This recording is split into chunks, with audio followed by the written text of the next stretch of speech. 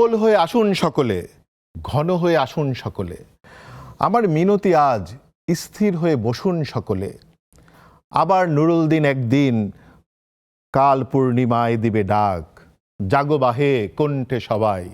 সম্মানিত দর্শক, আপনারা দেখছেন পুষ্টি নিবেদিত নেক্সাস টেলিভিশনের নিয়মিত সরাসরি আয়োজন চলমান, এবং আমি মাসুদ ইমরান মান্নু আপনাদের জানাচ্ছি স্বাগত। আজকে যদিও একটা খুবই গুরুত্বপূর্ণ ফুটবল ম্যাচ আছে, তাই অনেকেই হয়তো আমাদের সাথে এখন সরাসরি থাকতে পারবেন না। এই জন্য বলে রাখছি যে আপনাদের সাথে এখন থাকুন বা পরেই দেখুন, আমাদেরকে দেখতে থাকুন ফেসবুকের ভেরিফাইড পেজে নেক্সাস টেলিভিশনে এবং ইউটিউবের চ্যানেল নেক্সাস টেলিভিশন লাইভে। সেখানে আমাদেরকে এখন পরে যে কোনো সময় আপনি টিউন করে দেখতে পান এবং আপনার পছন্দ অনুযায়ী আপনার দলটি জিতে যাক। আমি যেখান থেকে শুরু করেছি এই পুষ্টি নিবেদিত চলমান, তার একটি কারণ কি, আমি কেন আসলে এই নুরুল দিনকে টেনে নিয়ে আসলাম। কারণ নুরুল দিনদের কি দিন শেষ হয়ে গেছে? তারা কি এখন ঘুমিয়ে পড়বে? তাদের কি সুদিন চলে এলো জুলাইয়ের পরেও? আমরা এটা খুঁজতে বসবো, এবং এটা খোঁজার জন্য আমরা আজকে দুজন অতিথির সাথে এখানে বসেছি। একজনের সাথে প্রথম পরিচয় করিয়ে দেই, মোহাম্মদ নাহিদ হাসান, যিনি লেখক ও সংগঠক। ধন্যবাদ নাহিদ হাসান। যদিও নাহিদ হাসানকে তার বন্ধুরা দেখলাম সোশ্যাল মিডিয়াতে পরিচয় হিসেবে বুদ্ধিজীবী বলতে পছন্দ করেন, তাই আমরা তাকে বুদ্ধিজীবীও বলছি। দ্বিতীয়ত আছেন সারোয়ার তুষার, যুগ্ম আহ্বায়ক জাতীয় নাগরিক পার্টি। আপনাদের দুজনকে স্বাগত। আমি আসলে যেখান থেকে আলোচনাটা নিতে চাই প্রথমেই, সেটা হচ্ছে যে জুলাইয়ের পরে আমরা বাংলাদেশের ওভারঅল চিত্র দেখেছি, কিন্তু ধরেন আমরা যদি বলি উত্তরবঙ্গের মানুষ কেমন আছে নাহিদ ভাই? উত্তরবঙ্গের মানুষ যেটা হচ্ছে যে আমরা যেটাকে বলি যে মার্কেজের যেটা উপন্যাস আছে নিঃসঙ্গতার 100 বছর, তো আমরা আসলে উত্তরবঙ্গের মানুষ হচ্ছে বিচ্ছিন্নতার 75 বছরের ভেতরে আমরা আটকা পড়ে আছি। কেন? কারণটা হচ্ছে যে উত্তরবঙ্গ যখন এখানে আমরা একটা দুই বাংলা যখন এক ছিল, বা যখন ব্রিটিশরা চলে যাওয়ার আগ পর্যন্ত আমাদের ওখানকার যে সংস্কৃতি, ওখানকার মানুষের জীবনযাপন, তাদের সঙ্গে যে যোগাযোগের যে অন্যান্য জায়গা, তখন আমরা ঠিক যেমন চিলমারি বন্দর হচ্ছে আসাম এবং বাংলাদেশের একদম মুখ হিসেবে সে বিখ্যাত ছিল। তো সেই চিলমারি বন্দর প্রান্তে পড়ে গেল। আমাদের যে লালমনিরহাট যে রেল জংশন, সেটা ছিল আসাম এবং বাংলাদেশের একটা মাঝখানটায়, সেটাতে সে প্রান্তে পড়ে গেল। আমাদের একটা বিমানবন্দর আছে, সেই বিমানবন্দরটা আজ পর্যন্ত চালু হলো না। তো তার ফলে আমরা কি দেখলাম, আমরা যে খানা জরিপগুলো হয়েছে, খানা জরিপগুলোতে আমরা দেখলাম একবার 63% গরিব মানুষ। তারপরে আমরা দেখলাম, তারপরের খানা জরিপে দেখলাম যে আমরা 77% গরিব মানুষের জেলায় পরিণত হয়েছে কুড়িগ্রাম। তারপর সবচেয়ে গরিব যে বিভাগ, তার নাম হচ্ছে রংপুর বিভাগ। তো আপনারা জানেন যে হাসিনার আমলে দিদারুল ভূঁইয়া এবং তখন তুষাররা সে আমাদের ওই অঞ্চলে যে দারিদ্র্যের যে ঘটনা এবং হাসিনার যে ওই কনসার্ট ফর উন্নয়নের যে একটা করেছিল, তার বিপক্ষে তুষাররা ওই সময় কথা বলেছে। দিদাররা কথা বলার করে দিদারকে সে তুলে নিয়ে গিয়েছিল, গুম করেছিল। এবং আপনারা জানেন যে কিশোর এবং মুস্তাক একই দিনে হয়। তো আমরা সেই জায়গার মধ্যে এখনো আটকা পড়ে আছি, এবং আমরা ভেবেছিলাম যে ইন্টারিম সরকার যখন আসলো, যে এই অভ্যুত্থান শহর থেকে গ্রামে ছড়িয়ে পড়বে, কিন্তু গ্রামে ছড়িয়ে পড়লো কতটা, ওই প্রসঙ্গে আমি একটু পরে যাব। আমি একটু তুষারের কাছে যাই। সারা তুষার, যেটা বললো আর কি, যেমন কতগুলো আলোচনা চলছে, যেমন ধরেন যে এমনিতে একটা বড় আলোচনার মধ্যে আমরা আছি যে ভারতের চিকেন নেক আসলে মোটাসোটা হয়ে গরুর নেকে পরিণত হবে কিনা, চিকেন থেকে গরুর দিকে যাওয়ার জন্য তো এই জায়গাগুলো খুব গুরুত্বপূর্ণ। আর একই সাথে তিস্তা কি বেঁচে আছে আদৌ, বা তিস্তা কি আসলে খুলে দিলেও কোনো রোল প্লে করবে কিনা? আপনাকে ধন্যবাদ। তিস্তা বাংলাদেশের বিশেষত উত্তরবঙ্গের বেশ কয়েকটি জেলার জন্য অত্যন্ত গুরুত্বপূর্ণ। তাদের প্রায় সম্ভবত 1.5 থেকে 2 কোটি মানুষের জীবনের সাথে জড়িয়ে আছে একটা নদী। এবং বাংলাদেশ একটা, আমরা বলি যে নদীমাতৃক দেশ, সেই নদীর দেশ এখন প্রায় মরুকরণে পরিণত হচ্ছে এই পানির ইস্যুর কারণে, যেটা আমাদের ন্যায্য হক। এবং আপনি জানেন, খুব ভালো করেই জানেন, কারণ আপনি নিজেও একজন বুদ্ধিজীবী, হক কথাটা কিন্তু অধিকারের চেয়ে অনেক বেশি মোরাল। অধিকার কথাটাকে তো আমরা একটা রাষ্ট্রীয় আইনি লিগ্যাল টার্ম হিসেবে জানি আধুনিক রাষ্ট্রীয় ব্যবস্থায়। হক ব্যাপারটা কিন্তু বিয়ন্ড স্টেট। ফলে এই যে আমাদের হক, পানির হক, এটা থেকে আমাদের হক শুধু মানুষের হক না, বাংলাদেশের মানুষের না, আমাদের সার্বিক যে প্রাণ প্রকৃতির যে পানির হক, উজান থেকে ভাটিদের দিকে পানি রেগুলার ফ্লোতে আগাবে, সেটাকে বাঁধ দিয়ে বন্ধ করা এবং আমাদের উপর এক ধরনের পানি যুদ্ধ চাপিয়ে দেয়, এই কাজটা কিন্তু হয়ে আসছে। এবং সেখানে আমাদের এই নদীমাতৃক দেশ প্রায় মরুকরণ, এটা বলা হয়ে থাকে যে একটা মানে ডেজার্টাইজেশন ঘটছে।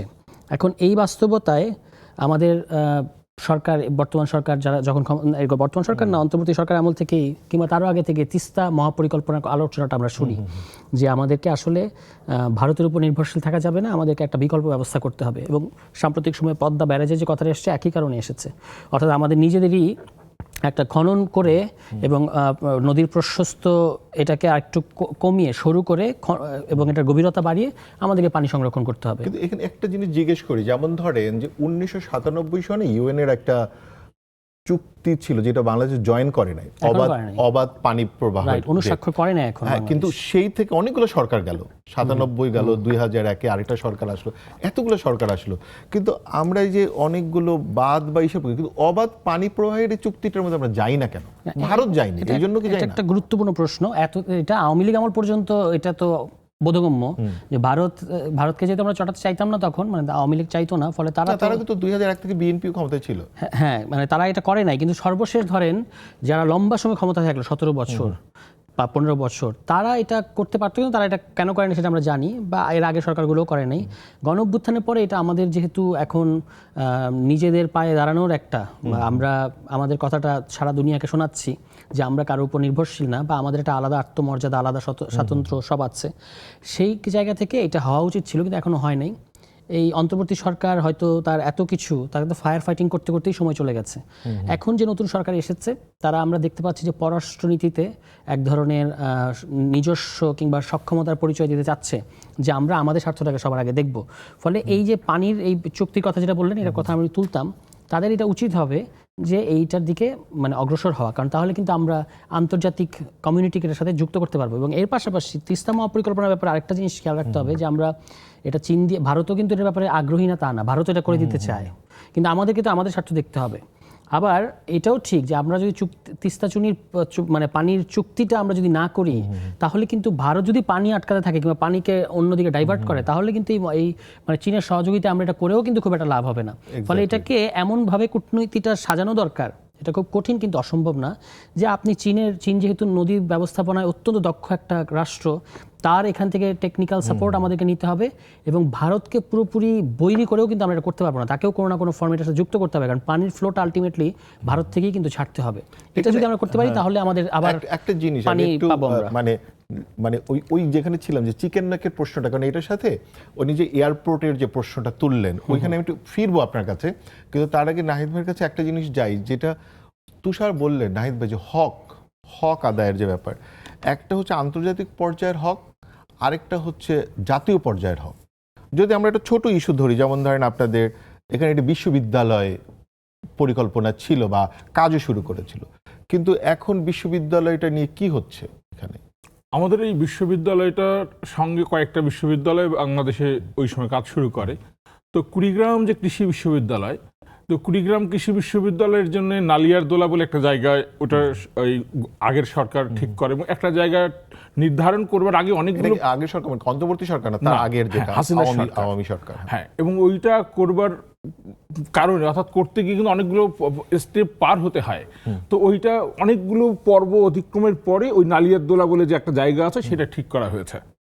এখন এই সরকার আসার পরে আবার আমরা শুনতে পাচ্ছি যে ওইটার, অর্থাৎ দুলু যে আমাদের এলাকার যে ত্রাণ ও দুর্যোগ ত্রাণমন্ত্রী আছেন, উনি গিয়ে ধরেন নতুন 2টা জায়গা দেখেছেন।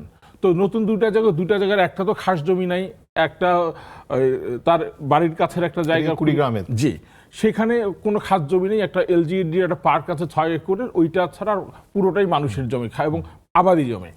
আর একটা হচ্ছে ধল্লাপাড়ার ওখানকার লোকরা ইতিমধ্যে মিছিল মিটিং করেছে, তারা জমি দেবে না, কিন্তু নালিয়ারদোলার মধ্যে প্রায় 70 একরের মতো খাস জমি আছে, এবং ওখানে প্রায় 2000 একরের মতো ফাঁকা জায়গা আছে। তার পাশে ওদিকে ব্রহ্মপুত্র আছে টোটালটা, এবং চিলমারি কুড়িগ্রাম যে সড়ক আছে, সড়কের পাশে। তো এই যে জায়গাটা ঠিক করা হলো, কথাটা হচ্ছে এইটা ঠিক করার পর আবারও সিদ্ধান্ত হলো যে ওখানে হবে কি হবে না, তার মানে আবারও পিছিয়ে যাওয়ার যে ব্যাপার, এবং এর জন্য আরো 3 বছর বা 4 বছর লাগবে। আমরা টেনশন করি এলাকার মানুষ যে এরকম হয় যে আবার নতুন কোনো সরকার যদি আসে সে আবার এই জায়গাটা পছন্দ করলো না। স্থানীয় মানুষ হিসেবে আপনি কি চান? আপনার আমরা চাচ্ছি যে জায়গাটা ঠিক আপনি তো করেছে, ওখানকার একজন- জি, একজন আমরা অধিবাসী। আমাদের কথা হচ্ছে যেহেতু একটা জায়গা ঠিক করা হয়েছে, যে জায়গাটা ঠিক করা হয়েছে এতগুলো পর্ব পার হওয়ার পরে, এখন সেখানে ওই ক্যাম্পাস যে জায়গাটা ঠিক করে ওখানেই ক্যাম্পাসটা হোক, ওইখানে ওইটা এবং ওখানে মানে ওইটাকে সমাধান হয়ে জি ওইখানে থাক, পরের ধাপে চলে যাওয়া, এইটা হচ্ছে আমাদের মানে কথা যে- কার্যক্রমটা তাড়াতাড়ি জি। শুরু করুক, এটা একটা ভালো জিনিস। আচ্ছা তুষার, এই যে যেখানে বলতেছিলাম, এই যে ধরেন যে কেউ যদি ধরেন ক্ষমতায় চলে আসে, যে তার বাড়ির কাছে নিয়ে যাওয়ার যে প্রবণতাগুলো, আমরা তো চাচ্ছিলাম যে জুলাইয়ের পরে আসলে আপনার বাড়ি কোথায় আর আমার বাড়ি কোথায়, উন্নয়নের জন্য এই চিত্রটা আসবে, কিন্তু বারবার ফিরে আসতেছে এটা। হ্যাঁ হ্যাঁ, এটা তো আমাদের মধ্যে তো এই আঞ্চলিকতাটা আছে, এবং গণ অভ্যুত্থানের পরে আমাদের একটা অনেকগুলো আকাঙ্ক্ষা তৈরি হয়েছে যেগুলো আমরা আগে দেখেছি, যেগুলো ব্যাড প্র্যাকটিস, সেগুলো আর থাকবে না। কিন্তু সেই অনুযায়ী তো আমরা রাষ্ট্র কাঠামোটা ঢেলে সাজাতে পারি নাই, বা সেটা এখনো সম্পূর্ণ হয় নাই।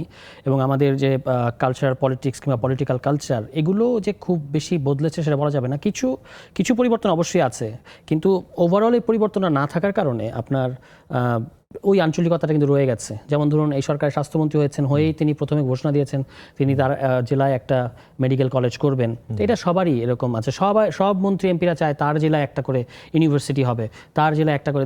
দেখা যাবে যে জেলাই হচ্ছে, মানে জেলাতেই তো ইউনিভার্সিটি আছে, মানে হ্যাঁ, দেখা যায় কি যে আপনার হয়তো ওখানে প্রাইমারি স্কুল নাই, কিন্তু ওখানে ইউনিভার্সিটি দিয়ে রাখছে।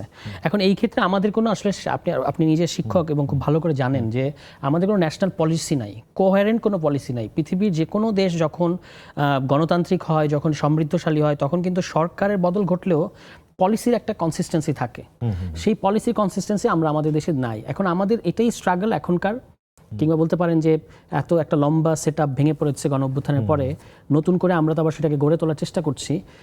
2-2.5 বছর খুব বেশি সময় না, আমাদেরকে মানে অনেক বিবাদ, বিতর্ক এগুলো বাদ দিলেও আমাদেরকে এই একটা কোহেরেন্ট স্ট্র্যাটেজি কিংবা কোহেরেন্ট পলিসি তৈরি করতে হবে। এবং বিশ্ববিদ্যালয়ের ক্ষেত্রেও মানে বিশ্ববিদ্যালয় মানে কি শুধু ভবন করা, নাকি বিশ্ববিদ্যালয়ের পড়াশোনাটা কীরকম হবে, সেখানে কি জ্ঞান চর্চা থাকবে কিনা, সেখানে সমাজ বিজ্ঞানের সাথে বিজ্ঞানের সংযোগটা কীরকম হবে, ইতিহাসের সংযোগ কেমন হবে, মানে আমরা যে ধরনের জাতি গঠন করতে চাই সেটাই তো বিশ্ববিদ্যালয়ে পড়াশোনার মানে একাডেমিক ডিজাইনটা হবে। এই জিনিসগুলো হচ্ছে বেশি বেশি আলোচনা হওয়া দরকার, এবং সেটা যদি সরকার গ্রহণ করে তাহলে আপনি আমরা যে বিভিন্ন অঞ্চল ভিত্তিক যে বিশ্ববিদ্যালয়ের কথা বলি, ওই অঞ্চলের শিক্ষার্থীরা আসলে উপকৃত হবে। এবং বিশ্ববিদ্যালয়টা এরকম হওয়া দরকার যে ওই যে অঞ্চলটা, তাদের ওই শিক্ষার্থীরা যেন মোটা দাগে ওই বিশ্ববিদ্যালয়ে পড়ার সুযোগটা পায়, তাহলে তাদের জন্য এটা বাসার কাছাকাছি থাকবে। তুষার সারা তুষার খুবই গুরুত্বপূর্ণ কথা বলেছে যে সরকার বিভিন্ন সময় পরিবর্তন হবে, কিন্তু আমাদের একটা জাতীয় নীতি এবং আন্তর্জাতিক নীতিও, এগুলোর ক্ষেত্রে কতগুলো মানে কনসিস্টেন্সি থাকা খুব জরুরি, মানে স্থিতিস্থাপক একটি পজিশন তৈরি করা খুব জরুরি। আমরা নিচ্ছি পুষ্টি নিবেদিত চলমানের ছোট্ট একটা বিরতি, আমাদের সাথেই থাকুন, দেখতে থাকুন পুষ্টি নিবেদিত চলমান।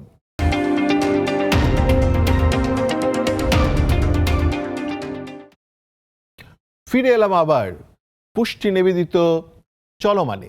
আমাদের আলোচনা যেখানে ছিল, আমি একটু সারোয়ার তুষারের কাছে যাব। আমরা যে চিকেন নেক এবং এই যে ধরেন যে উত্তরবঙ্গের একটা এয়ারপোর্ট দীর্ঘদিন ধরে ফেলে রাখা হচ্ছে, এইটার বিষয়, মানে এটা চালু হলেও আরো বেশি এফেক্টিভ হয়, তো এটা মানে এটা কেন করছে না, আপনার কি মনে হয়? এটা করছেন, আপনার কথার মধ্যে ইঙ্গিতটা আছে, এটা ভারত তাদের সিকিউরিটি কনসার্ন মনে করে, এবং একই কারণে কিন্তু তারা তিস্তা মহাপরিকল্পনাটাও চীনের হাতে দিতে চায় না। অর্থাৎ আমরা এখানে যে আরও যে বড় ব্যাপারটা দাঁড়ায় যে আমরা আমাদের জন্য কিছু করব না, আমাদের খেয়াল রাখতে হবে যে কোনটা ইন্ডিয়ার সিকিউরিটি থ্রেট আর কোনটা ইন্ডিয়ার সিকিউরিটি থ্রেট না। আপনি আমার এখানে সারাক্ষণ পুশিং করছেন, সীমান্তে মানুষ গুলি করে মারছেন, এগুলো আমার জন্য সিকিউরিটি থ্রেট না। পুশিং করে এতগুলো মানুষ পাঠিয়ে দিচ্ছেন আপনার দেশের নাগরিক, আমার পলাতক আসামিকে তো ওখানে জায়গা দিয়েছেনই, কিন্তু এগুলো ছোট রাষ্ট্রের কোনো সিকিউরিটি কনসার্ন বলতে কিছু থাকতে পারে না। কিন্তু ইন্ডিয়ার সিকিউরিটি কনসার্নের জন্য আমি কোথায় কি করব সেটা মানে ইন্ডিয়ার সেটা মানে তার যে আমরা স্বাধীনতার পর থেকেই ধরেন এই যে এয়ারপোর্টটা চালাচ্ছি না, তাহলে সেটাও আসলে মানে এক ধরনের নতজানু নীতি। আমরা অবশ্যই নতজানু নীতি, এবং এটা আমাদের সচল করা উচিত। এবং সচল করা উচিত কারণ হচ্ছে যে এই অঞ্চলের যারা মানুষ, তারা হচ্ছে ওই যে আপনি বিজ্ঞাপন বিরতিতে বলছিলেন যে আমরাও তো গেছি, সৈয়দপুর থেকে আপনাকে যদি নীলফামারী যেতে হয় এটা প্রায় 4 ঘন্টার জার্নি। কিন্তু লালমনিরহাটে যদি থাকে তাহলে কিন্তু ওই আশপাশের যে জেলাগুলো তারা অনেক দ্রুত কাছাকাছি হবে এবং ওই মানে কানেক্টিভিটি বাড়বে এবং একটা বুস্ট আপ হবে নানা দিক থেকে, অর্থনীতিও ঘুরে দাঁড়াবে। ফলে এটা আমাদের স্বার্থ মাথায় রেখে যদি ফিজিবিলিটি স্টাডি করি এটা চালু করার থাকলে চালু করে ফেলা মানে উচিত। এটা কি ধরেন আপনাদের ধরেন দলগতভাবে মানে এনসিপি আসলে এই ব্যাপারগুলো ভাবছে কিনা, বা অবশ্যই আমরা তো সবসময় ধরেন সংসদেও এই ব্যাপারগুলোকে বলবেন কিনা, কারণ এটা তো অনেক বড় সিদ্ধান্ত যে হ্যাঁ অবশ্যই অনেক বড় সিদ্ধান্ত এবং এখানে জাতীয় ঐক্যমত্য ছাড়া এটা আসলে করা যাবে না। তো এইটা এখন তো এই পার্লামেন্ট যা স্টার্ট হয়েছে, দুটো অধিবেশনই বিশেষ অধিবেশন। প্রথম অধিবেশনে অধ্যাদেশগুলো নিয়ে একটা তাড়াহুড়া ছিল, অধ্যাদেশগুলো পাশ করাতে হবে কিংবা বিএনপির ক্ষেত্রে বাতিল করতে হবে, সেটা নিয়ে একটা তাড়াহুড়া ছিল। বাতিল করতে গেলে তো একটা সময়ের মধ্যে বাতিল করতে হবে। আবার দ্বিতীয় অধিবেশনটা বাজেট অধিবেশন। ফলে এই দুটো অধিবেশনের এখন যখন পার্লামেন্টে রেগুলার হবে পরের অধিবেশনগুলোতে আমার মনে হয় যে এই যে অঞ্চল ভিত্তিক বঞ্চনার যে ব্যাপারগুলো আছে, দীর্ঘদিন যাবৎ নীলফামারী কিংবা এই অঞ্চলগুলোতে একটা মঙ্গাপীড়িত অঞ্চল, ওই অঞ্চলগুলো কৃষি সমৃদ্ধ অঞ্চল, কিন্তু সেখানকার মানুষের কিন্তু অর্থনৈতিক অবস্থা অত্যন্ত নাজুক। তো এই জিনিসগুলো নিয়ে সরকারের ধারাবাহিক কাজ করার ব্যাপার আছে এবং এখানে বিরোধী দলকে ইনভলভ করলে যেটা সুবিধা হবে, তারা যখন ক্ষমতায় যাবে তখন কিন্তু তারা এই নীতিগুলো বাস্তবায়ন করবে। ওই যে আমি যেটা একটু আগে বলছিলাম যে আপনার সরকার তো পরিবর্তন হবে, রেগুলার সরকার পরিবর্তন হবে। দরকার, খুব বেশি মানুষ বলছেন না, এটা হচ্ছে ব্যাপার। হ্যাঁ, যে ওইটাই বললাম যে পরের অধিবেশনগুলোতে আস্তে আস্তে এই আলোচনাগুলো আসা উচিত। আমরা আরেকটা আলাপে যাব, যেটা আমি নাহিদ ভাইয়ের কাছে প্রথমে যাব, তারপর মানে যেমন ধরেন একটা দেশের একটা বড় জিনিস হচ্ছে তার সংস্কৃতি, এবং যেহেতু সারা পৃথিবীতে ধরেন ইনট্যাঞ্জিবল হেরিটেজ এগুলো নিয়ে প্রচুর কথাবার্তা হচ্ছে, আর আমরা যেহেতু নদীমাতৃক দেশ, আমাদের পরিচয় হচ্ছে নদী দিয়ে, এবং নদীর আপ স্ট্রিমকে আমরা বলছি উজান আর ডাউন স্ট্রিমকে বলছি আমরা ভাটি, এবং এই দুই অঞ্চলে একদম আলাদা দুইটা গানের ধরন তৈরি হয়েছে। কিন্তু আমরা কখনোই, আমাদের এত বড় বড় শিল্পকলা একাডেমি আছে, কালচারাল মিউজিয়াম, আমরা শুনিনি ভাবতে। যেমন ধরেন ভাওয়াইয়া গান নিয়ে আমরা ভাবতে শুনিনি, ভাটিয়ালি গান নিয়ে ভাবতে শুনিনি, আর এই প্রজন্ম তো অলরেডি ধরেন বড় বড় শিল্পীদের নামই ভুলে গেছে, চেহারাও ভুলে গেছে। তো ভাওয়াইয়া যে ইনস্টিটিউট নিয়ে মানে উত্তরবঙ্গেরই একটা বড় চাওয়া আছে অনেক দিন ধরে, এইটা নিয়ে নাহিদ ভাই কি হচ্ছে বা সরকার কিছু করছে কিনা? মানে সংস্কৃতি মন্ত্রণালয়ের 14টা প্রতিষ্ঠান আছে, জামালপুরে আছে, দিনাজপুরে আছে, এবং সারা দেশে এরকম 14টা প্রতিষ্ঠান আছে। এখন ইভেন আমরা জানি যে কুষ্টিয়ার যে অর্থনীতি, তার সঙ্গে কিন্তু লালন শাহর মাজারের একটা বড় সম্পর্ক আছে। এখন আমরা সেই জায়গা থেকে প্রায় রেল নৌ যোগাযোগ ও পরিবেশ উন্নয়ন গণকমিটির নাম আপনি শুনেছেন, যে আমাদের দীর্ঘদিনের যে অনেকগুলো দাবির একটা, লালমনিরহাট বিমানবন্দর যেমন চালু করা একটা দাবি, বিশ্ববিদ্যালয়ে যেমন একটা দাবি, ঠিক ভাওয়াইয়া ইনস্টিটিউটের একটা দাবি আমাদের ওখানে আছে। যে আপনি জানেন যে আমাদের চিলমারির ওই পাশে হচ্ছে গোয়ালপাড়া, সেই 1874 সনে যেটাকে আসামের সাথে যুক্ত করে দেওয়া হয়, সেই বিশাল একটা অঞ্চল।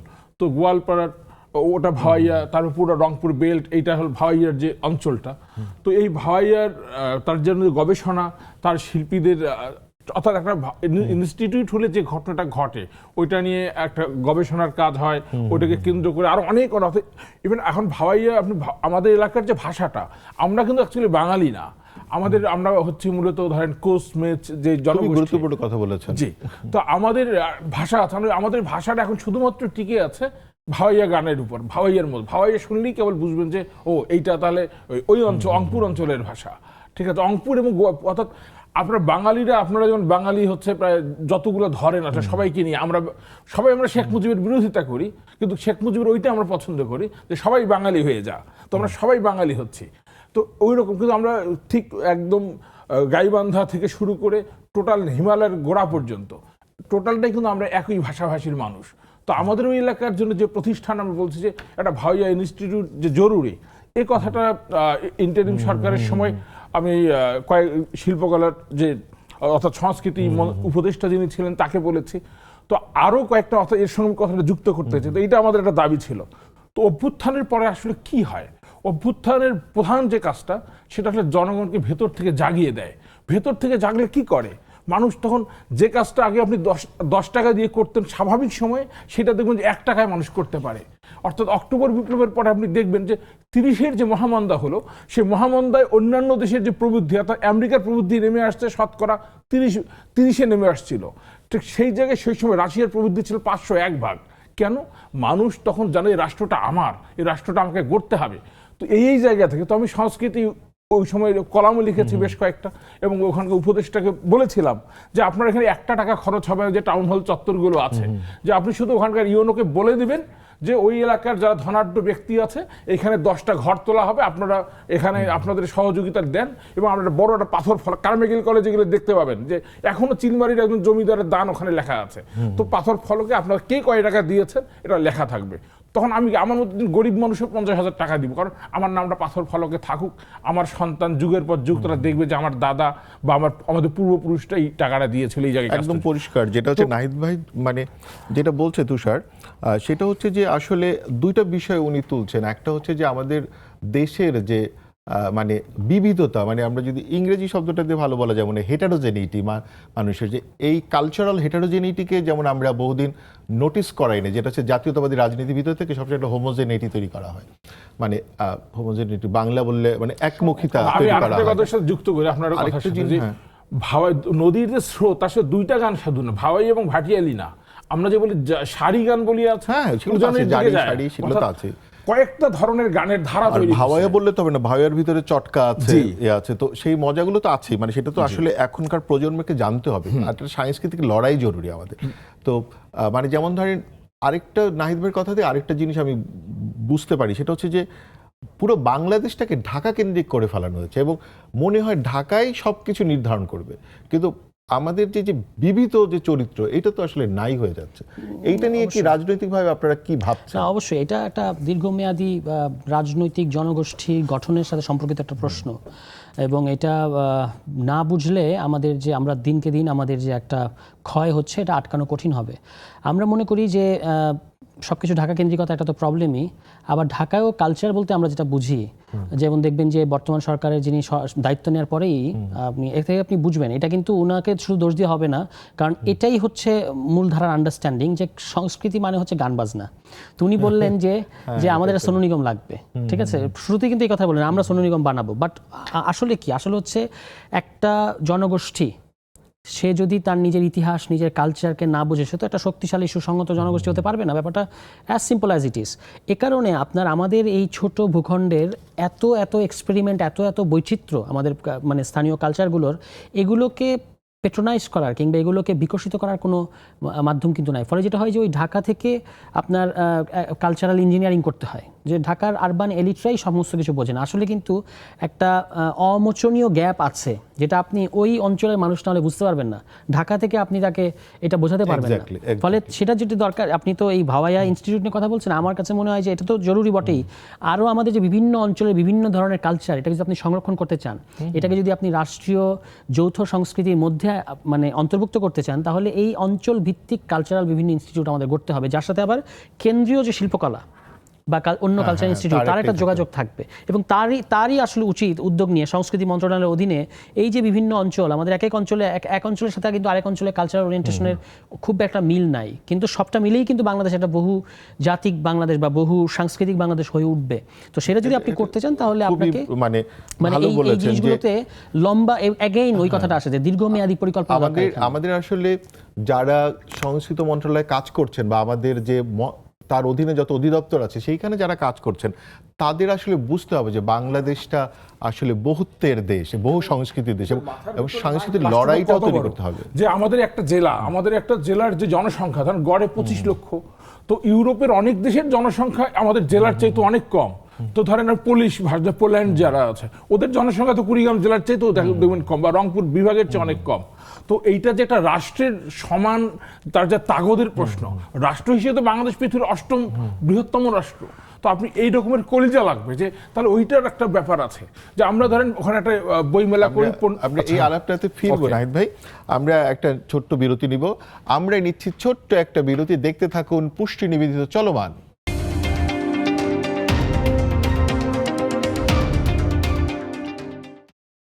ফিরে এলাম আবার পুষ্টি নিবেদিত চলমানে।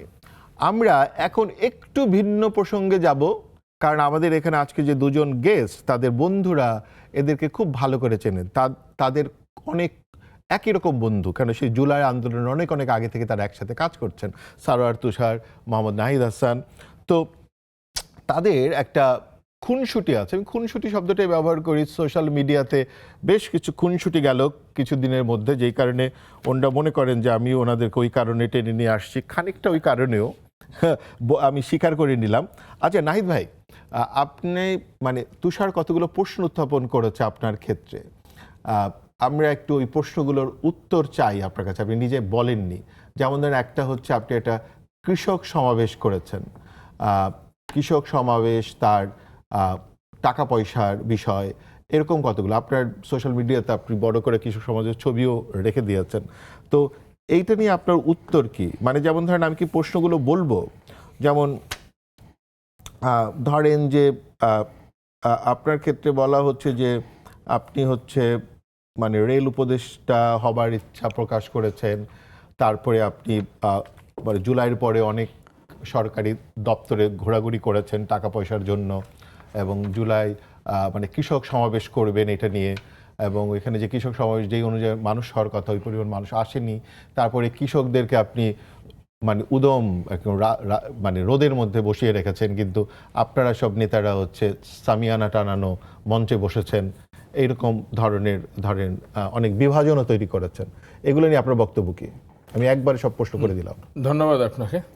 সেটা হচ্ছে যে আমরা প্রথম রেলের যে কথাটা বলছেন, সেটা হচ্ছে যে আপনি আমাদের যে উপদেষ্টা মণ্ডলীর যে ব্যাপারটা দেখবেন, সবগুলো এখানেও আমরা ধরেন মানে উত্তরবঙ্গের মানুষ, আমাদের কুমিল্লা থেকে কয়েকজন উপদেষ্টা হয়েছে, দক্ষিণবঙ্গ থেকে কয়েকজন উপদেষ্টা হয়েছে। তো এখন রংপুর বিভাগ বা উত্তরবঙ্গ থেকে আপনাদের কাছে কি একটু মনে হয়নি যে একজন ওখান থেকে উপদেষ্টা নেওয়া দরকার? ওই অঞ্চলের মানুষের কথা কে বলবেন? ডক্টর মোহাম্মদ ইউনূস আবু সাইদের বাড়িতে গিয়ে বললেন যে আমি রংপুর বিভাগের দায়িত্ব নিলাম। রংপুর বিভাগের দায়িত্ব কে নিয়েছেন সেটা তো আমরা বুঝতে পারলাম, আমরা তো দেখেছি।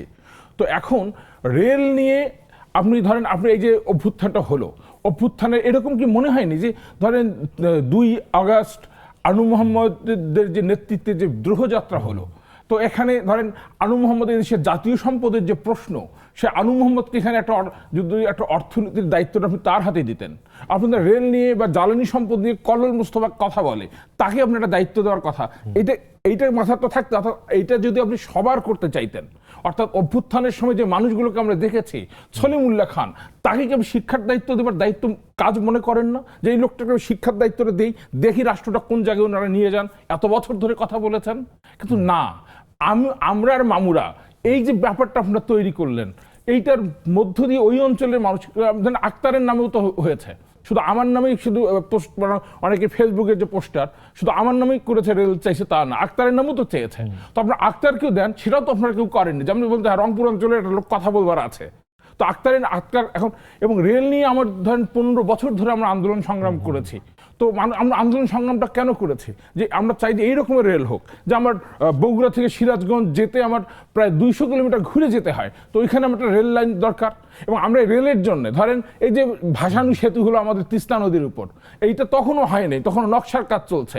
তো আমরা সেই সময় রেলমন্ত্রী মুজিবুল হকের কাছে গেছিলাম, যে বলছি যে আপনি নকশায় রেল লাইনটা রাখেন, যে পরবর্তীতে যখন বালাসী থেকে জামালপুরে যখন টানেল হবে বা সেতু হবে, সেইটার সাথে তখন এই রেলটা, যেহেতু রমনা রেল স্টেশন, অর্থাৎ এই ভাসানী সেতুর পাশে একটা রেল স্টেশন আছে, তার নাম রমনা রেল স্টেশন, তো ওইটা থেকে তখন আমরা সংযোগ দিই, আমরা তখন দ্রুততম সময় 3 ঘন্টায় আমরা ঢাকা আসতে পারবো চিলমারি থেকে।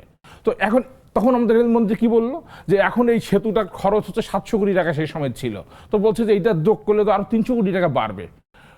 তো উনি বলছে যে আপনি এই 1000 কোটি টাকার মামলা, অথচ আপনারা জানেন যে এইসব মুজিবুল হকরা তারা কোটি কোটি টাকা বিদেশে পাচার করেছে, হাজার হাজার কোটি টাকা। এক ছাত্রলীগের যে গোপালগঞ্জের যে সেক্রেটারি ছিল, সেই 2000 কোটি টাকা বিদেশে পাচার করেছে। আপনি অন্তর্বর্তী সরকারের কাছে কি এত কিছু চাইতে পারেন না? আমি অন্তর্বর্তী সরকারের কাহিনীটা বলি। তারপরে হাসিনার আমলে অর্থাৎ 4 মে তারা একটা রেয়াতের একটা ব্যাপার আছে, অর্থাৎ আপনি 100 কিলোমিটার যখন যাবেন তখন স্বাভাবিক ভাড়া, তো 100 কিলোমিটারের বেশি যখন কোনো এলাকায় যাবেন তখন আপনার ভাড়া কমবে। সেটার জন্য প্রায় 30% রেয়াত ছিল, যে দূর থেকে। তার কারণ গাজীপুরের মানুষের ঢাকা আসবার যে অধিকার আছে, কুড়িগ্রামের মানুষের ঢাকা আসবার অধিকার আছে, সেরকমই রংপুরের মানুষেরও তো অধিকার। তো আপনি রাষ্ট্রকে যদি সকল মানুষের সমানের কথা যদি বলেন, তো রংপুরের মানুষের ঢাকার প্রতি যে অধিকার, গাজীপুরের লোকের অধিকারেরই সমান অধিকার হবে তার। তো আমরা ওটা নিয়ে কি করেছি, তো 4 মে যখন হাসিনার সরকার ওটা বাতিল করে দেয়, রেয়ারটা তুলে দেয়, তখন ধাম করে আমাদের যেখানে আগে 500 টাকা ভাড়া ছিল ঢাকা আসার, সেই ভাড়াটা আমাদের 700 টাকা হয়ে গেল, অর্থাৎ 684 টাকা হয়ে গেল। ঠিক এই 30% সবগুলোতে ভাড়া বাড়লো। তো এখন ওই সময় আমাকে আসিফ নজরুল আন্দোলন যখন শুরু করি, তো উনি আমাকে নিজেই 5,000 টাকা চাঁদা দিয়েছেন। তো আমি তো আসিফ নজরুলের কাছে যাব যে আমার এই রেলের এই এটা কাজ, উনি সেই আমার সেই ওই কলাম লিখছিলাম প্রথমবারে 2টা, উনি সেটার উপর লিখে দেন। তো রেল উপদেষ্টা উনি আমার আবার ওখানে সুপারিশ করে দেন, সচিবকে কিন্তু দিয়ে আসি। রেলের তো ধরেন যখন কাজ করেছে ওখানে তো সমন্বয়কও ছিল, ছাত্র সমন্বয়করাও তো তার এক্স্যাক্টলি অধীন হয়েছে, কিন্তু তারা তো এই ধরনের কথাবার্তা তো বলেননি। জি, তারা তো বলেন। এখন এই যে রেয়াতের যে ব্যাপারটা, আজ পর্যন্ত সেই রেয়ারটা উঠে হাসিনা যে রেয়ারটা তুলে দিয়ে গেছে, সেই রেয়ারটা আর পুনর্বহাল হলো না। তো এখন আপনার কাছে মনে হয় যে লোকটা রেল নিয়ে এত কথাবার্তা বলছে, এখন প্রশ্ন তো সেখানে তার ইভেন এরা ছাত্রদের যে উপদেষ্টা হওয়ার দরকার, অভ্যুত্থানের পরপর আমি নাহিদ নিজে ফেসবুকে লিখেছে যে ও বিপ্লবের যে নেতৃত্ব দানকারী যে ছাত্ররা, তারা যদি ওখানে না থাকে তাহলে এটা আমাদের ওইটা ব্যাহত হওয়ার সম্ভাবনা আছে। কারণটা কি, যারা লড়াই করে, আপনি দেখবেন যে স্বাধীন বাংলাদেশে মুক্তিযোদ্ধা কয়জন সরকারে ছিল, দেখবেন যারা মুক্তিযুদ্ধের সংগঠক, যারা আওয়ামী লীগের নেতা, তারা কিন্তু ওখানে হচ্ছে খোদ মুক্তিযোদ্ধারা কিন্তু ওখানে ওই সরকারের মধ্যে ছিল না। ঠিক চাইছিলাম এরা হোক। তো এখন এই জায়গাটা ওই অঞ্চলের মানুষ যখন দাবিটা করে যে আমরা রেল উপদেষ্টা হিসেবে তারা চাই বা রংপুর বিভাগের একজন প্রতিনিধি চাই, এই চাওয়াটা কি খুবই অন্যায় হবে? ওটা একটা বড় তর্ক আসলে। ধরেন যে মুক্তিযোদ্ধা সেই ক্ষমতায় বসলেই যে আসলে রাষ্ট্র চালানো, এটা অন্য প্রশ্ন। আরেকটা প্রশ্ন হচ্ছে যেটা কৃষক, মানে এখন কথাটা হচ্ছে যে ওখানে আমরা যখন আমরা করে যেহেতু ইন্টারিম সরকার তো আমাদের সবারই সরকার, এটা আমরা সবাই মনে করেছি। তো যেহেতু এটা কোনো দলীয় সরকার নয়, তো আমরা যে তখন ফরিদা আক্তারের বলছি যে আপনি আমাদের কৃষক সমাবেশে যাবেন, কারণ তারা গিয়ে হাট ঘাট এবং জলাশয়ের যে ইজারা, এই ইজারার ব্যবস্থাটা তাদের নিজ মুখ দিয়ে ঘোষণা দিক। আমার চরের মধ্যে যে এক একটা চর সিঙ্গাপুরের চাইতেও বড়, ব্রহ্মপুত্রের যে চরগুলো, সে চরগুলোকে রক্ষার দায়িত্ব আছে না রাষ্ট্রের। আমি তো চাইবো যে এই সরকার থেকে লোক নিয়ে গিয়ে তাদের মুখ দিয়ে ঘোষণা দেওয়াই যে এইগুলো আজকে থেকে ঘোষণা করা বন্ধ করা হলো, ইজারা ব্যবস্থা তুলে দেওয়া হলো। কারণ সেই 1793 সনে ব্রিটিশরা জেলেদের জলা থেকে জেলেদের মালিকানা তুলে নিয়ে তারা নিজেরা দখল, রাষ্ট্রের মালিক, তারা নিজেরা মালিক হয়ে যায়। জমি থেকে তারা কৃষকদের হটায় দিয়ে তারা কয়েকজন লোক জমিদারে তারা জমির মালিক বানায়। তো সেই 1793 সনের পরে এই প্রথম আমি বলবো এই সরকারকে ধন্যবাদ দিব, তারা কয়েকদিন আগে ঘোষণা দিয়েছে জলা থেকে ইজারা ব্যবস্থা তুলে দেবে। তো যাই, এখন আমি ওই কথা একটু বলে যাই, যেহেতু পরে সময় পাবো না। আপনি জানেন আমরা একটু তুষারের কাছে এই কথা শেষ করি। তো এখন যেটা আমি সরকারকে যখন দাওয়াত দিচ্ছি, তারা যখন আসতে চেয়েছেন, তখন আমাকে ডিসি অফিস থেকে বলেছে যে এনারা আসবেন। তো আমরা তো টার্গেট নিয়েছি যে আপনারা জানেন যে সাঁওতাল, অর্থাৎ এই গোবিন্দগঞ্জের সাঁওতালদের যে লড়াই, সেই লড়াই আমরা ওতপ্রোতভাবে জড়িত আছি। তো তারা এখানে আসবেন, ওই অঞ্চলের চতুর্পাশ দিয়ে যে কৃষকরা আদিবাসীরা তারা আসবেন। তো আসার জন্য আমাদের বাস ভাড়া লাগবে, তো আমাদের খাওয়াইতে হবে। তো এর জন্য আমরা ওটা টার্গেট নিয়েছি। যখন আমাকে ওখানকার ডিসি আমারে বললেন যে যেহেতু উপদেষ্টারা আসবেন, এই কৃষকদেরকে অমুকদেরকে একবেলা করে একটু খাওয়ান, তো আমরা স্বাভাবিক বলছি ওকে খাওয়ানো যায়, এবং ওরা তার বলছে একটা আবেদন দেন। তারা আবেদন আমাদের কাছে চাইলেন। আবার সেই আবেদন আমরা দেখলাম ওই সময়ের এনসিপির যে এখনকার যে এমপি, সে তাদের যে ফেসবুকের গ্রুপে সেখানে তারা দিয়ে দিচ্ছে এটা করো। তার মানেটা কি দাঁড়ালো? অর্থাৎ রাষ্ট্রের গোপনীয়তা বলে একটা ব্যাপার আছে, ধরেন তার মানে কি ডিসি তাকে সরবরাহ করেছে, তার মানে কি তাদের যে লিয়াজো একটা সম্পর্ক আছে, সেটার মধ্য দিয়ে এটাকে ধরা হলো। আমার প্রশ্নটা হচ্ছে যে কৃষকদের খাবারের জন্য এই ঘটনাটা, এখন কৃষকের দাবির চাইতে হাট ঘাট, তারপর জলাশয় থেকে যে ইজারা, এই প্রশ্নটাকে সরে গিয়ে ওখানে ওই প্রশ্নটা চলে আসে। আমরা আশা করি আপনার উত্তর পরিষ্কার, আপনার পজিশন পরিষ্কার, এবং আপনি খুব সুন্দর করে বলেছেন।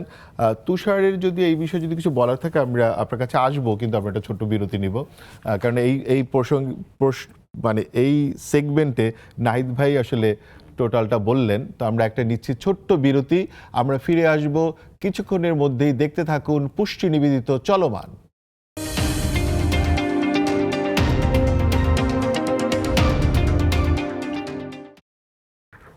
ফিরে এলাম আবার পুষ্টি নিবেদিত চলমানে।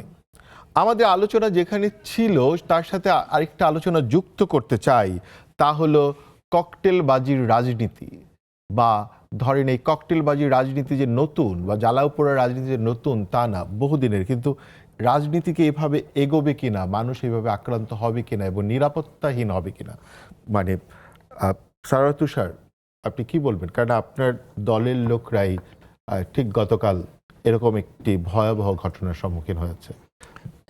আপনি বলেন ককটেলবাজির রাজনীতি, আমি মনে করি যেটা স্রেফ নাশকতা, এটা এর মধ্যে কোনো রাজনীতি নেই যারা এটা করেছে, এবং দুইজনকে সন্দেহভাজন হিসেবে গ্রেফতার করা হয়েছে। দুজনই যুবলীগের কার্যক্রম নিষিদ্ধ আওয়ামী লীগের যে যুব সংগঠন যুবলীগ, সেই যুবলীগের কর্মী এবং নেতা ওই অঞ্চলের। ফলে তাদেরকে রিমান্ডে নেওয়া হয়েছে এবং হয়তো সেখান থেকে আরও তথ্য বেরিয়ে আসবে। এখন এটা কিন্তু আওয়ামী লীগ করে যাচ্ছে, মানে কার্যক্রম নিষিদ্ধ আওয়ামী লীগ। তারা, আপনি জানেন যে আমাদের যে বাংলা মোটর অফিস ধারাবাহিকভাবে অন্তর্বর্তী সরকারের আমলে বিভিন্ন সময় তারা ওই আমাদের অফিসের সামনে ককটেল ছুঁড়ে মেরে চলে গেছে। এটা বহুবার ঘটেছে। আমরা যখন গতবার গোপালগঞ্জে গেলাম তখনও কি পুলিশ ধরতে পারেনি কাউকে? না, ধরতে পারে নাই, কারণ এটা তো আসলে মানে হিট অ্যান্ড রান টাইপের। ফলে তারা ওই বাইকে থেকেই মেরে পালিয়ে গেছে। একটা বার আমরা ধরেছিলাম, আমাদের ছেলেপেলে যখন দাঁড়িয়েছিল রাতের দিকে, তখন ওরা হিট অ্যান্ড রান করতে গেছে, তখন ওরা চেইস করে ধরতে পেরেছিল আর কি। এছাড়া আমরা যখন গোপালগঞ্জে গেলাম গত বছর এই জুলাই পদযাত্রায়, সেখানে কিন্তু আমাদের উপরে মানে একাধিকবার দুইবার হামলা হয়েছে এবং সেখানে আমাদের প্রাণনাশের ঝুঁকিও ছিল। এখনও বলা হচ্ছে যে আমরা তো কোথায় যাব, এটা কিন্তু মানে শিডিউলটা কিন্তু দেয়া, মানে সবাই জানে এটা। তো সেখানে আপনারা গোপালগঞ্জ এবার রাখেননি? গোপালগঞ্জ হচ্ছে আমাদের 16 তারিখে প্রথমে প্রাথমিকভাবে ছিল। আমরা 16 তারিখে হচ্ছে যেহেতু শহীদ দিবস ঘোষণা করা হয়েছে, আমরা সেদিন শহীদ আবু সাইদের কবর জিয়ারত করতে যাব। এটা পরবর্তীতে আমরা পরের ধাপে বেশ শুধু গোপালগঞ্জ না, নরসিংদী সহ আরো কয়েকটা জেলায় আমরা রাখি না। এখন মুশকিলটা হচ্ছে যে এনসিপি ওখানে গেলে আলোচনাটা হয় যে ওই যে আবার ঝামেলা করতে যাচ্ছে। আবার এখন যখন আমরা মানে আমাদের আপাতত স্থগিত করলাম, পরবর্তীতে যাব, তখন বলা হচ্ছে যে ওরা পিছু টান দিয়েছে। মানে এটা মানে উভয় দিক থেকেই মুশকিল। কেন হচ্ছে বলা হয়? যেমন গোপালগঞ্জের ইস্যুটা ধরেন একরকম আমরা বুঝতে পারি, কিন্তু নরসিংদীর ইস্যুটা কেন? না, নরসিংদী যেমন ধরেন নরসিংদী তো আমার নিজেরই জেলা, এবং নরসিংদীতে তো অনেকগুলো মানুষ মারা গেছে এবং রীতিমতো মানে দুই পক্ষের মানুষই মারা গেছে, ওপেন গুলি হয়েছে। এই ঘটনাগুলো তো নরসিংদী ঘটেছে। হ্যাঁ, ঘটেছে। নরসিংদীতে আমরা গত বছর জুলাই পদযাত্রা তো হয়েছে। আমার নির্বাচনী প্রচারণার সময় আমাদের দলের আহ্বায়ক সহ প্রত্যেকে আমার নির্বাচনী প্রচারণায় গেছে। এবার আমরা প্রাথমিকভাবে ওই জায়গাগুলোকে প্রায়োরিটি দিচ্ছি যেখানে আমাদের স্থানীয় নির্বাচনে প্রার্থী আছে, মানে আমাদের সমর্থিত প্রার্থী যারা। তো সেখানে তাদেরকে ওখানেও একটু পরিচয় করিয়ে দেয়া এবং তাদের একরকম এন্ডোর্স করা, এটা একটা পরিকল্পনা। এবং যে জেলাগুলো বাদ যাচ্ছে, নরসিংদীতে গতবার খুবই বর্ণাঢ্য বড় আকারের জুলাই পদযাত্রা হয়েছে। ফলে যেগুলো এখন উপজেলাগুলো বাদ যাবে, সেগুলো আমরা আবার ওই সেপ্টেম্বরে স্থানীয় সরকার নির্বাচন কেন্দ্রিক একটা পরিকল্পনা করে সেখানেও পদযাত্রা হবে। ফলে যেটা বলতে চাওয়া হচ্ছে, বিশেষত অনলাইনে কিছু আওয়ামী সমর্থক আমরা মানে ধারাভাষ্য দেখতে পাচ্ছি, সেখানে বলা হচ্ছে যে এটা নিরাপত্তার কারণে আমরা যাচ্ছি না। আসলে কিন্তু ব্যাপারটা নিরাপত্তার সাথে কনসার্ন না। নিরাপত্তাতে এই যে ধরুন সাভারও তো নিরাপত্তা ক্রাইসিস তো তৈরি হলো। তো ফলে এটা যদি তারা কোনো নাশকতা করতে চায়, তারা সেটা সবখানেই করতে পারবে। আর যদি আমরা মনে করি যে এইভাবে তো আমরা অমুক জায়গায় ঝুঁকি আছে, এভাবে আলাদা করে ঠক বাঁচতে গেলে গা উজাড় হবে, বরং আমরা মনে করি যে আমরা বাংলাদেশের সর্বত্রই আমাদের যাওয়ার অধিকার আছে। নিরাপত্তা নিশ্চিত করার দায়িত্ব সরকার এবং রাষ্ট্রের। এবং আগেই যারা এই যে আপনার বিভিন্ন ধরনের পদধারী সন্ত্রাসী আওয়ামী লীগের বিভিন্ন ধরনের, তাদেরকে গোয়েন্দা তথ্যের ভিত্তিতে আগেই শনাক্ত করা উচিত। তাহলে আপনার থ্রেটটা নিউট্রালাইজ হবে।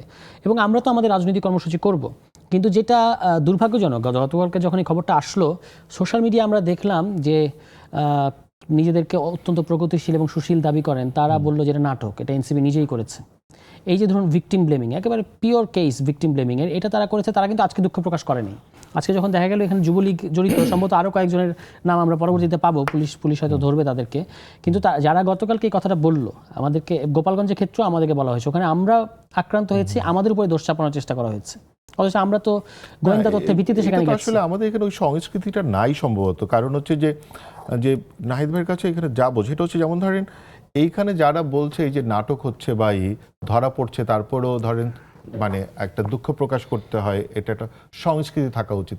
এটা কিন্তু আমরা ওই যে বাউল বা ফকিরদেরকে মেরে ফেলার পরে, যেমন ধরেন আরেকটি আপনাদেরই বন্ধু সংগঠনের লোকজন ধরা পড়েছে বা তাদের ভিডিও আসছে, কিন্তু তখনও কিন্তু আসলে একই দুঃখ প্রকাশের ঘটনা আমরা দেখছি না। মানে কেউই এই সংস্কৃতির ভিতরে আসছে না। কেউ যেটা আপনি বললেন যে বাউলকে মেরেছে কিংবা হত্যা করেছে, এই সমস্ত ক্ষেত্রে দুঃখ প্রকাশের বিষয় নাই। যিনি এই কাজ করেছে, যারা এই কাজ করেছে, তাদেরকে জাস্ট আইনের আওতায় আনতে হবে। মানে কেউ কিন্তু করছে না। আমরা কিন্তু প্রতিবাদ করেছি। আমরা মাজারেও যখন এবার হামলা হয়েছে আমরা সেখানে গেছি। কিন্তু ধরেন এই যে নিরাপত্তাহীনতা নিয়ে আপনারা কি ভাবছেন?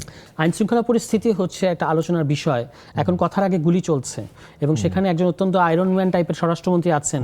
তার উচিত হচ্ছে আপনার আমাদের এই যে আইন মানে বিশেষত অস্ত্র, অবৈধ অস্ত্র এগুলো বেড়ে গেছে, মাদক বেড়ে গেছে। আপনি হয়তো জেনে অবাক হবেন, আপনি যদি এখন যাওয়ার সময়, আমি জানি না আপনার বাসা কোন দিকে, যাওয়ার সময় যদি আপনি কারওয়ান বাজারের ওই রেল লাইনের উপর দিয়ে যান, যে এফডিসি টু কারণ বাজারে ফোয়ারার যে সড়কটা, এই রাস্তার উপরে যদি যান আপনি দেখবেন ওপেনে প্রকাশ্যে মাদক বিক্রি হচ্ছে। আমি গতকালকে নিজেরা দেখেছি, আমি অবাক হয়েছি। ফলে এটা যদি রাজধানীর চিত্র হয়, কারণ বাজারের মতো জায়গার চিত্র হয়, তাহলে সারা দেশে মাদক আইন শৃঙ্খলা পরিস্থিতি কি অবস্থা সেটা তো সহজে অনুমেয়।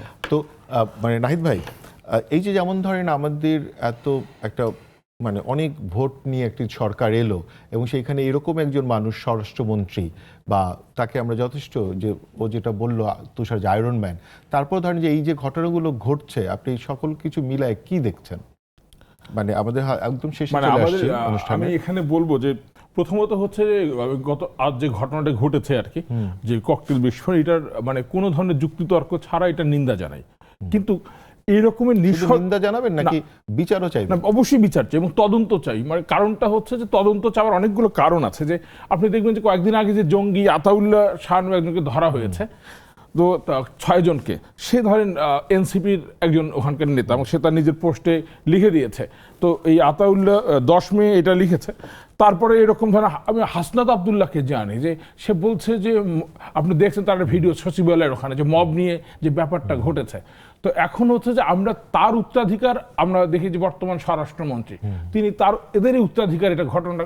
তো ফলে কিন্তু মানে স্বরাষ্ট্রমন্ত্রীর এই যে একটা তার যে আমরা অন্যান্য দেশে পদত্যাগের ব্যাপারটা দেখি যে একটা অন্য দল তার সভা সমাবেশ করবে।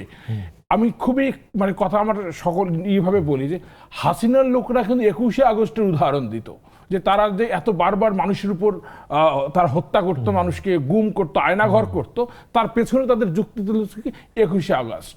তো আমরা 21শে আগস্ট থেকে বের হয়ে আসতে চাই, সে জায়গায় আবারও এই ককটেলের যে ঘটনাটা ঘটলো।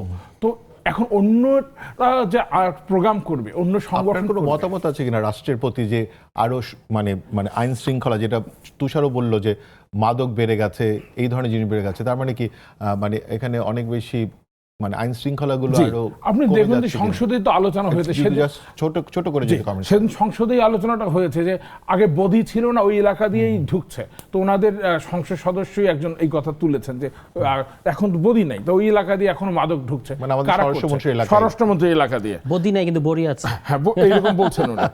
তো এখন আমার শেষ কথা হচ্ছে এরকম যে আমি তো এলাকা থেকে এসছি, তো এখন আমরা পাকিস্তান হয়েছিল যে জমিদারি ব্যবস্থার বিরুদ্ধে, জমির উপর ইজারাদারি, হাট ঘাট এবং জলাশয়ের উপর ইজারাদারি। এই অভ্যুত্থানের পরে অনেকে পাকিস্তানের ছিলছিলা টেনেছেন, তারা বলছে যে পাকিস্তান এই, কিন্তু যে ইজারাদারি ব্যবস্থার বিরুদ্ধে যে ব্যাপারটা ছিল, তারা আজকে পর্যন্ত সংসদে এই হাট ঘাট এবং জলাশয় নিয়ে ইজারাদারির ব্যবস্থা উচ্ছেদ যে করতে হবে এই কথাটি কেউ বলেননি। তো আমি সরকারকে এই কারণে ধন্যবাদ দেব, এইটুকু ধন্যবাদ দিতে চাই এই প্রথম, যে তারা জলাশয় থেকে ইজারাদারি ব্যবস্থা উচ্ছেদের ইয়েটা করেছেন। মজার কাহিনী হচ্ছে জলাশয় থেকে সরকার হাট আর এবং ঘাট থেকে সরকার মোট পায় হচ্ছে 64,57,00,000 টাকা মাত্র, অথচ এই 64,57,00,000 টাকার বিনিময়ে হাজার হাজার কোটি টাকা জনগণের পকেট থেকে চলে যায়। এবং এইটার মধ্য দিয়ে মানুষ চরে, রাস্তায় যখন আপনি চলেন, রাস্তা পার হওয়ার সময় নিচে আপনি খাজনা দেন না, কিন্তু আপনাকে নদী যদি আপনি পার হতে যান আপনাকে এখানে খাজনা দিতে হবে। নাহিদ ভাই, আমরা এখন একদমই সময় শেষ, আমরা শেষ করে দিতে চাই। আমি এখন আজকে শেষ কথা, সরকারের প্রতি আপনারা যারা শুনছেন, শুধু জলাশয় নয়, জলাশয়ের পাশাপাশি হাট এবং ঘাট থেকে ইজারাদারি ব্যবস্থা উচ্ছেদের জন্য আমি আপনাদের এবং দেশবাসীর কাছে আহ্বান জানাবো। এই দাবিটা এটা খুবই গুরুত্বপূর্ণ। মানে শেষে যেমন সারা তুষার একটা কথা বলেছে যে বদি নাই বড়ি আছে এবং আসছে, আর মানে নাহিদ ভাই বললেন যে যেমন ধরেন যে রাস্তা পার হতে যদি আমাকে কোনো ট্যাক্স দিতে সরকারকে না হয়, তাহলে নদী পার হতে কেন আমাকে আলাদা করে ট্যাক্স দিতে হবে। তো এটা খুবই গুরুত্বপূর্ণ এই আলোচনাগুলো, মানে জাল যার জলাতার, এইগুলো সব কিছু ফিরে আসুক, যেটা সরকার একটা ফিরিয়ে দিয়েছে। বাদবাকি সব কিছু সরকার এইভাবে চিন্তা করুক, দেশটাকে আরও বড় করে দেখতে শিখুক, তার সংস্কৃতির ভিন্নতাকে দেখতে শিখুক এবং তার ভেতর থেকে মানুষের মুক্তি আসবে বলে আমরা সবাই মনে করি। আমাদের সাথে ছিলেন, দেখতে ছিলেন চলমান, সবাইকে অনেক অনেক ধন্যবাদ। আমরা আবারও যুক্ত হব পুষ্টি নিবেদিত চলমান নিয়ে আগামীকাল, আমাদের সাথেই থাকুন।